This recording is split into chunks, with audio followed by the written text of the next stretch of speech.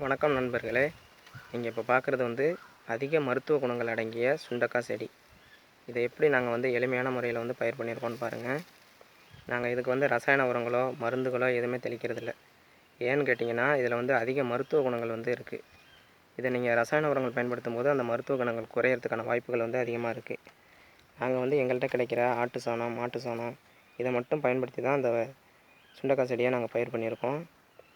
நல்லா தான் இருக்குது, நல்ல மகசூல் கிடைக்கிது. இந்த செடியை பார்த்தீங்கன்னாலும் தெரியும், தலை எப்படி இருக்குன்னு பாருங்கள். இது வந்து நம்மள்கிட்ட கிடைக்கிற ஆட்டு சாணம், இதை தான் நாங்கள் பயன்படுத்துகிறோம். இந்த வத்தல் வந்து அதிக அளவில் வந்து வத்தல் குழம்புக்கு பயன்படுத்துகிறாங்க. ரெண்டாவது சாம்பாருக்கு பயன்படுத்துவாங்க. சட்னி கூட இப்போ வந்து அரைக்கிறாங்க இதில். அதுமாதிரி நீங்கள் டெய்லி சேர்த்துக்கிட்டு வரும்போது உடலில் உள்ள குடல் புண்ணு வந்து மாற்றும். அந்த குடல் புண்ணு பிரச்சனை இருக்கவங்களுக்கு, தீராத குடல் புண்ணு பிரச்சனை இருக்கவங்களுக்கு குணமடைகிறதுக்கான அதிக வாய்ப்புகள் இருக்குது. நிறைய மருத்துவ குணங்கள்